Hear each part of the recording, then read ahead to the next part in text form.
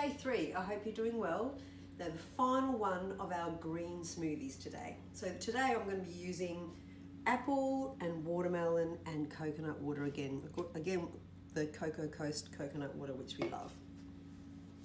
So let's start by putting in the fruit, put in some apple. I'm actually going to add some ice in this one because I think it'll be really nice to have it icy cold. Some ice. I've put extra watermelon too because watermelon's so, oops, flying everywhere. It's so light that, and it'll give it such a yummy flavour. I've put a bit more. And here's the coconut water, a glass of that.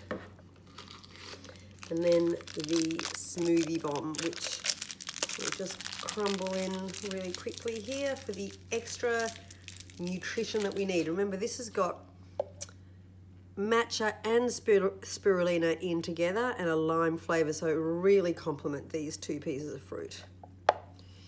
Let's just crumble it in. Pretty simple. There we go.